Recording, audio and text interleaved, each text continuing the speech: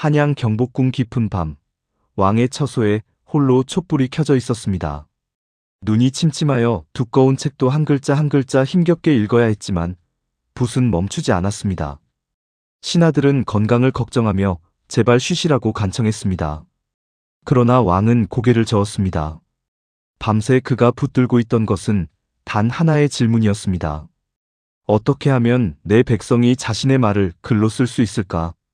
그의 이름은 이도, 훗날 세상이 세종대왕이라 부르게 될 사람이었습니다. 1397년 음력 4월 10일, 그는 태종 이방원의 셋째 아들로 태어났습니다. 왕위 계승의 순서에서 세 번째였던 그는 처음부터 왕이 될 운명이 아니었습니다. 그러나 어린 시절부터 이도는 다른 형제들과 달랐습니다. 책을 손에서 놓지 않았고 하루에 수십 번씩 같은 구절을 반복해서 읽었으며 몸이 아파도 공부를 멈추지 않았습니다. 태종은 아들의 지나친 독서를 걱정해 책을 숨기라고 명할 정도였습니다. 하지만 이도는 병풍 뒤에서, 침상 위에서, 어디서든 책을 찾아 읽었습니다. 1408년 첫째 형 양녕대군은 세자의 자리에 올랐습니다. 세상의 기대는 모두 그에게 쏠렸습니다. 그러나 양녕대군은 왕위보다 자유를 원했습니다.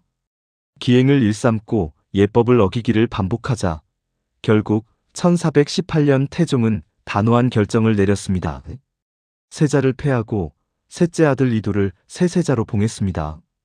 그리고 같은 해 8월 이도는 22살의 나이로 조선의 네 번째 왕 세종으로 즉위했습니다. 즉위 초 그는 막강한 권력을 가진 아버지 태종의 그늘 아래에서 왕 노릇을 해야 했습니다. 태종은 상황으로 물러난 뒤에도 군권을 손에서 놓지 않았고 세종의 처가인 심씨 집안을 몰아쳐 세종 곁의 외척을 철저히 제거했습니다. 세종은 이 과정에서 아무 말도 할 수 없었습니다. 권력이란 무엇인지, 왕이란 무엇인지 그는 즉위 초부터 깊이 생각하지 않을 수 없었습니다. 그 고통의 시간이 오히려 그를 더 강하고 깊은 군주로 빚었습니다. 1422년 태종이 승하였습니다. 비로소 세종은 홀로 서게 되었습니다. 그가 가장 먼저 한 일은 집현전의 재건이었습니다. 이미 고려 때부터 존재하던 이 학문기관을 세종은 완전히 새롭게 일으켰습니다. 젊고 능력 있는 학자들을 뽑아 오직 공부에만 전념하게 했으며 국가가 모든 비용을 부담했습니다. 신하들은 의아해했습니다. 나라를 다스릴 실무 인재가 필요한데 왜 책만 읽히는가? 세종의 대답은 간단했습니다. 깊이 알아야 바르게 다스릴 수 있다. 집현전에서는 세종 자신도 학자들과 함께 밤새 토론을 벌였습니다. 그는 신하들에게 지식을 전달받는 왕이 아니라 함께 탐구하는 동료이기도 했습니다. 이 과정에서 역사서, 예법서, 농업서, 의학서가 쏟아져 나왔습니다. 그것도 모두 백성이 이해할 수 있도록 쉽게 풀어 쓴 형태로였습니다.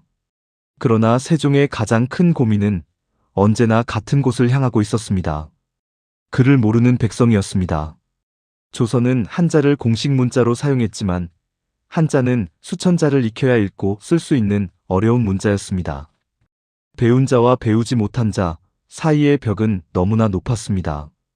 죄를 지어 형벌을 받게 된 백성이 자신이 어떤 죄목으로 처벌받는지조차 알지 못했습니다. 억울함을 호소하고 싶어도 글로 쓸 수가 없었습니다.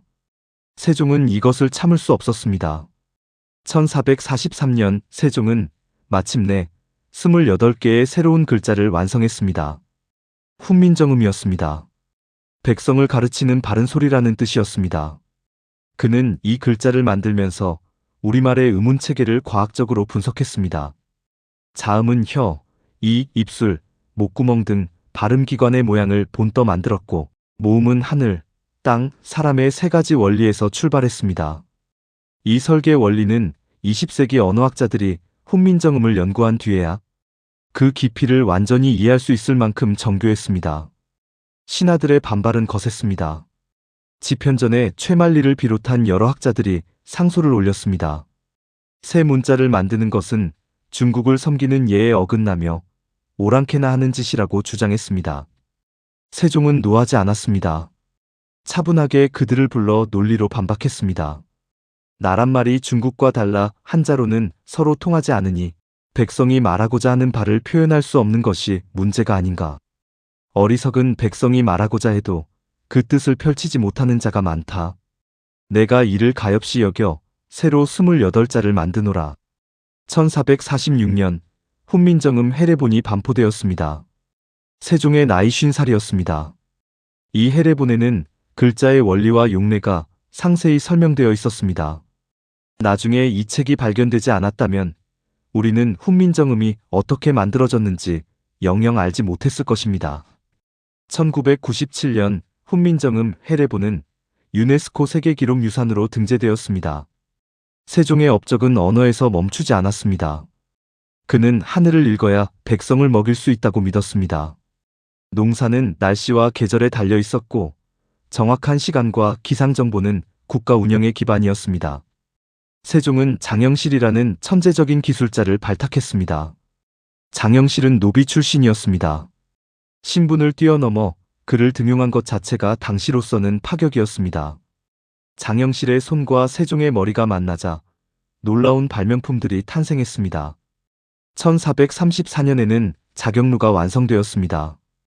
자동으로 시간을 알려주는 물시계였습니다. 일정한 속도로 흐르는 물이 장치를 작동시켜 스스로 종을 치고 북을 두드리고 인형이 시패를 들어 시각을 알렸습니다. 백성들은 이제 종소리만 들어도 하루의 시간을 정확히 알 수 있게 되었습니다.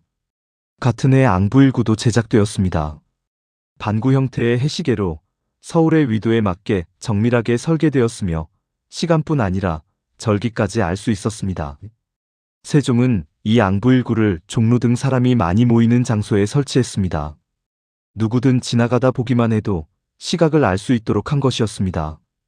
그를 몰라도 알 수 있는 공공시계, 조선의 첫 번째 공공인프라였습니다. 1441년에는 치구기가 만들어졌습니다. 전 세계 최초로 강우량을 정확히 측정하기 위해 만들어진 표준기구였습니다. 서유럽에서 우량계가 발명된 것보다 약 200년 앞선 일이었습니다. 세종은 전국 각지에 치구기를 배치하고 수령들이 측정값을 정기적으로 보고하도록 했습니다. 이를 통해 지역별 강우 데이터를 수집하고 홍수와 가뭄을 예측하여 세금 부과와 농업 정책에 반영했습니다. 600년 전의 기상 관측망이었습니다. 천문학 분야에서는 칠정산이 편찬되었습니다. 조선의 위도와 경도에 맞는 독자적인 역법 체계를 수립한 것으로 이전까지는 중국의 역법을 그대로 사용해왔기 때문에 한양의 실제 시각과 맞지 않는 경우가 있었습니다. 이제 조선은 자신의 땅에서 자신의 하늘을 기준으로 시간과 계절을 계산할 수 있게 되었습니다. 하늘마저 조선의 것이 된 순간이었습니다. 군사와 외교의 영역에서도 세종은 물러서지 않았습니다. 북방에는 여진족이 끊임없이 국경을 침범했습니다. 세종은 최윤덕과 김종서를 보내 여진족을 물리치고 압록강과 두만강변에 각각 사궁과 육진을 설치했습니다. 오늘날 우리가 아는 한반도 북쪽 국경선은 바로 이때 세종대에 완성된 것입니다. 남쪽으로는 왜구의 본거지였던 대마도를 정벌하여 해상 질서를 다잡았습니다. 그는 음악도 정비했습니다. 아악을 정리하고 정감보라는 독자적인 악보 기록 체계를 만들었습니다. 세계에서 시간의 길이를 칸으로 나타낸 최초의 유량 악보였습니다. 음악 역시 문자처럼 백성의 삶과 국가의 예법을 바르게 하기 위한 도구였습니다. 세종의 말년은 병고의 연속이었습니다. 지나친 독서와 업무로 눈이 거의 멀다시피 했고 당뇨와 부종, 각종 합병증으로 고통받았습니다. 신하들은 쉬시라고 수양하시라고 거듭 청했습니다. 세종은 병상에서도 신하들을 불러 국사를 논했습니다. 눈이 보이지 않아도 귀로 듣고 입으로 명했습니다. 죽는 날까지 왕이었습니다. 1450년 음력 2월 17일 세종은 영흥대군의 집에서 승하했습니다. 향년 54살이었습니다. 실록은 그의 죽음을 이렇게 기록했습니다. 임금이 흉하시니 도성의 남녀가 모두 곡하고 심지어 어린아이들과 산골의 촌부들도 모두 슬피 울었다. 왕이 죽자 백성이 울었습니다. 두려워서가 아니었습니다. 그리워서였습니다. 이 한 줄의 기록이 세종이 어떤 왕이었는지를 모든 수사보다 더 분명하게 말해줍니다. 오늘 우리가 이 글을 읽을 수 있는 것, 자신의 생각을 글로 표현할 수 있는 것, 스마트폰 자판을 두드려 마음을 전할 수 있는 것, 그 모든 것의 출발점에 세종이 있었습니다. 그는 600년 전에 미래를 설계한 사람이었습니다. 백성을 향한 단 하나의 마음으로.